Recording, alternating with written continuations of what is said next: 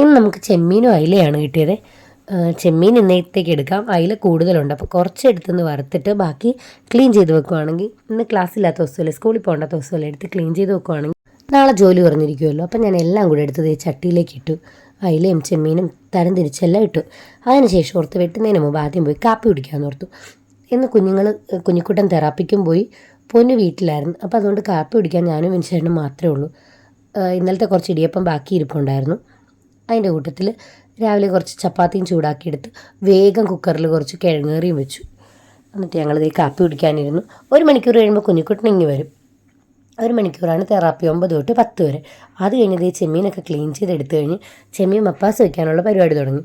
അപ്പോൾ അതിന് മുമ്പ് ആദ്യം തന്നെ പെരിഞ്ചീരകവും കുരുമുളകും മഞ്ഞൾപ്പൊടിയും ഉപ്പും ഇട്ട് ചെമ്മീൻ റെസ്റ്റ് ചെയ്യാനായിട്ട് പുരട്ടി മാറ്റി വെച്ചു. അതിന് ശേഷം ഇഞ്ചി, പച്ചമുളക്, വെളുത്തുള്ളി, ചുമന്നുള്ളിയുടെ കൂടെ കുറച്ച് സവോളയും ഞാൻ എടുത്തിട്ടുണ്ട്.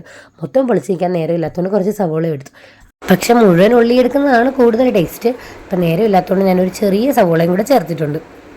ഇനി ഇത് നന്നായിട്ട് വഴണ്ട് വരണം. നന്നായിട്ട് ഇടയ്ക്ക് തുറന്ന് ഇളക്കി കൊടുത്താൽ മതി. അതുവരെ നമുക്ക് മൂടി വെച്ച് വേവിക്കാം. ആ സമയം കൊണ്ട് നമ്മൾ ബീറ്റ്റൂട്ട് മെഴുക്ക് പുരട്ടിയായിരുന്നേ, അതൊരു വിളമ്പാൻ പറ്റിയ പാത്രത്തിലോട്ടൊന്ന് മാറ്റി വെച്ചു. അതിനുശേഷം അതിൻ്റെ പാത്രമൊക്കെ അങ്ങോട്ട് കഴുകി ആ സമയം കൊണ്ട് ഈ ചെമ്മീൻ ക്ലീൻ ചെയ്തപ്പോൾ തന്നെ നമ്മൾ അയിലയും വെട്ടിത്തേച്ച് കഴുകി വെച്ചിട്ടുണ്ടായിരുന്നു.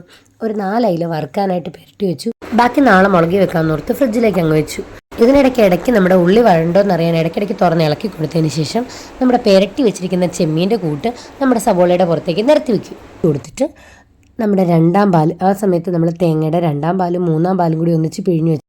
അത് ഇതിനകത്തോട്ട് ഒഴിച്ച് ആവശ്യത്തിന് ഉപ്പ് പാകമാണോ എന്ന് നോക്കിയതിന് ശേഷം ചെറിയ 2 കഷ്ണം, കുഞ്ഞ് 2 കഷ്ണം കുടംപുളി അതിനകത്തേക്ക് ഇടുക. ഒരു തക്കാളിയും വട്ടത്തിൽ മുറിച്ചിടുക. എന്നിട്ട് മൂടി വെച്ച് വേവിക്കുക. അത്യാവശ്യം 3-4 തിള വന്നു കഴിയുമ്പോൾ ഒന്നുകൂടി ഇളക്കി ഉപ്പ് പാകമാണോ എന്ന് നോക്കിയിട്ട് കുറച്ചുകൂടി അങ്ങോട്ട് തിളച്ച് വറ്റി അതൊന്ന് അതിൻ്റെ ചാറ് കുറഞ്ഞൊന്ന് കുറുകി വരണം. അപ്പോൾ ശരിക്കും അങ്ങ് കുറുകുമെന്ന് തോന്നുന്നുണ്ടെങ്കിൽ കുറച്ച് നമുക്ക് വെള്ളം ഒഴിച്ച് വീണ്ടും ഒന്നുകൂടി തിളപ്പിക്കാം. ഇത്തിരി ചാറ് വേണമല്ലോ. അങ്ങനെ തിളപ്പിക്കാൻ വെച്ചു. അതിൻ്റെ കൂട്ടത്തിൽ തന്നെ അപ്പുറത്ത് അടുപ്പിൽ കുറച്ച് അയില വെട്ടി തേച്ച് കഴുകിയതെടുത്ത് വറുക്കാൻ പുരട്ടി വെച്ചിട്ടുണ്ടായിരുന്നു. ബാക്കി എടുത്തങ്ങ് ഫ്രിഡ്ജിൽ വെച്ച് നാളെ മുളകി വെക്കാമല്ലോ എന്നോർത്ത് വറുക്കാനുള്ളത് ഇപ്പുറത്ത് അടുപ്പിലേക്ക് ഇട്ട്. പച്ചക്കറിയായിട്ട് രാവിലെ ബീറ്റ്റൂട്ടാണ് അരിഞ്ഞു വെച്ചിരുന്നത്. ഇത് പാൽക്കറിയൊക്കെ ഉള്ളതുകൊണ്ട് പിന്നെയും തേങ്ങ വേണ്ടല്ലോ എന്നോർത്ത് ബീറ്റ്റൂട്ട് എടുത്തങ്ങ് മെഴുക്ക് പുരട്ടി. ബീറ്റ്റൂട്ട് മെഴുക്ക് പുരട്ടിയൊന്നും ഞാൻ കാണിച്ചില്ല. അതതിൻ്റെ കൂട്ടത്തിൽ നേരത്തെ തന്നെ ചോറ് വെച്ചടച്ചപ്പോൾ തന്നെ മെഴുക്ക് പുരട്ടി വെച്ചു. എന്നിട്ട് വീണ്ടും ഇടയ്ക്കിടയ്ക്ക് നമ്മൾ തുറന്ന് മപ്പാസ് ഇളക്കി കൊടുക്കണേ. നന്നായി കുറുകി വന്ന് വെള്ളം വറ്റിയൊക്കെ കുറഞ്ഞു വരുന്ന സമയത്ത് ഉപ്പും പാകമാണോ എന്ന് നോക്കിയിട്ട് നമ്മൾ ആ പുളി അങ്ങ് എടുത്ത് മാറ്റി വയ്ക്കണം. മപ്പാസിന് ഒരുപാട് പുളി വേണ്ടല്ലോ. പിന്നെ നമ്മൾ മെയിൻ ഐറ്റമൊക്കെ ആയതുകൊണ്ട് ഒരു കഷ്ണം കുടംപുളി അങ്ങ് ചേർക്കണമെന്നുള്ള, ഞാൻ ചെറുതായതുകൊണ്ടാണ് 2 എണ്ണം ചേർത്തത്. അത് കുറച്ച് തിളച്ച് വറ്റി കുറുകി വന്നപ്പോഴത്തേക്കും ആ പുളി അങ്ങ് ഞാൻ എടുത്തു മാറ്റി. അതിനുശേഷം വറ്റി നല്ലതുപോലെ എണ്ണ തെളിഞ്ഞൊക്കെ വരുന്ന സമയമാകുമ്പോൾ നമ്മുടെ തലപ്പാൽ പിഴിഞ്ഞ് മാറ്റി വെച്ചിരിക്കുന്ന 1ാം പാൽ, ഞാൻ മൊത്തത്തിൽ കൂടി ഈ ചെമ്മീൻ മപ്പാസിന് ആകപ്പാടെ എടുത്തത് 1 തേങ്ങയുടെ പാലാണ്. അതിൻ്റെ 1ാം പാൽ മാറ്റി വെച്ചിരുന്നത് ഇതിന് പുറത്തേക്ക് ഒഴിച്ചു കൊടുക്കും. ഈ 1ാം പാൽ ഒഴിച്ചു കഴിഞ്ഞ് കഴിഞ്ഞാൽ പിന്നെ നമ്മൾ തിളയ്ക്കാൻ സമ്മതിക്കത്തില്ല. 1ാം പാൽ ഒഴിച്ചു, അതിൻ്റെ ആ പാത്രം ഒന്ന് വടിച്ച് ഒന്നൊഴിച്ചു.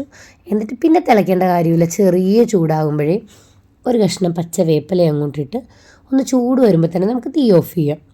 എന്നിട്ട് കുറച്ച് നേരം മൂടി വെച്ച് ഉപ്പൊക്കെ പാകമാണോ എന്ന് നോക്കി കഴിയുമ്പോൾ ഒരു അഡാർ ഐറ്റമാണിത്.